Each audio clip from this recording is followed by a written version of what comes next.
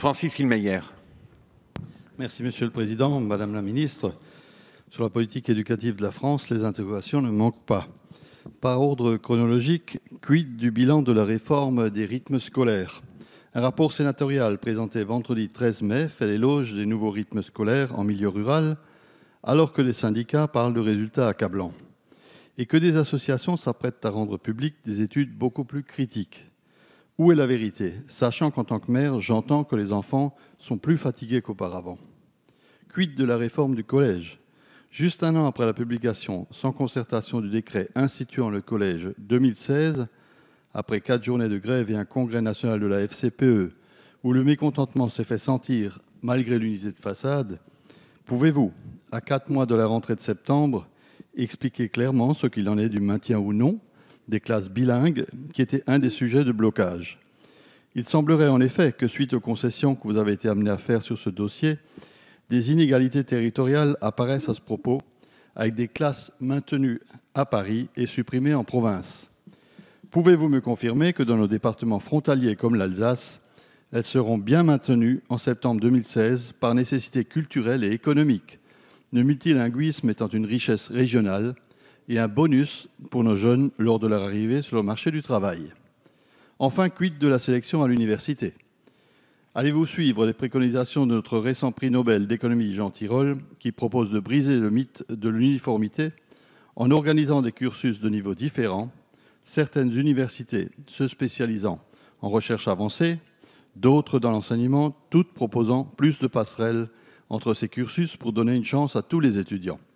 Madame la Ministre, sur toutes ces questions primordiales pour l'avenir de notre jeunesse, nous avons besoin de vos éclaircissements. Je vous en remercie. Merci, Monsieur Hilmeyer. Madame la Ministre.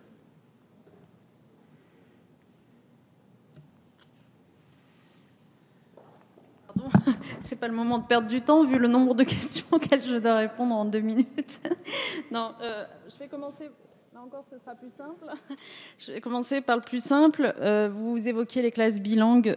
Donc, typiquement, dans votre département, le Haut-Rhin, à la rentrée prochaine, 100% des collèges, les 57 collèges, auront un dispositif bilingue, non pas parce que nous aurions fait, là encore, une exception par je ne sais quel fait du prince, mais juste parce qu'on est dans des dispositifs de continuité que nous voulons maintenir et que nous voulons développer. Et si je veux même aller plus loin, puisque notamment la question de l'allemand vous intéresse, figurez-vous que dans votre département, 100% des écoles publiques proposent un enseignement de l'allemand. Donc honnêtement, il n'y a pas de sujet. Et encore une fois, pour tordre le cou, une fois pour toutes, à cette question des inégalités territoriales, ça semble vraiment compliqué d'éclaircir ce point. Donc je vais m'y essayer une nouvelle fois.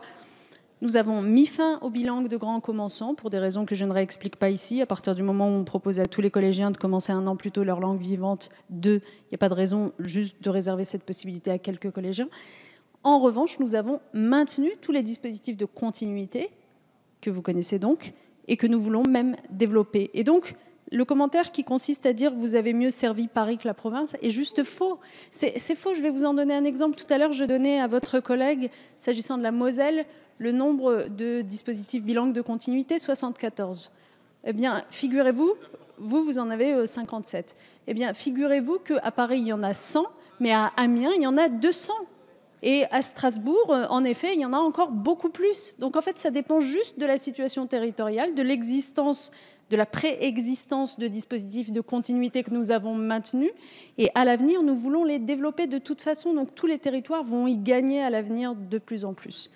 Mais bon, j'en viens aux autres sujets que vous avez évoqués. Peut-être sur les rythmes scolaires, je veux juste vraiment vous renvoyer à la lecture du rapport de Françoise Cartron, parce que c'est quand même, vous y trouverez des choses intéressantes. Regardez un seul chiffre, qui n'est peut-être pas très connu, le nombre de places ouvertes dans les accueils collectifs de mineurs qui accueillent donc les activités périscolaires a augmenté de 2 millions de places en 2 ans.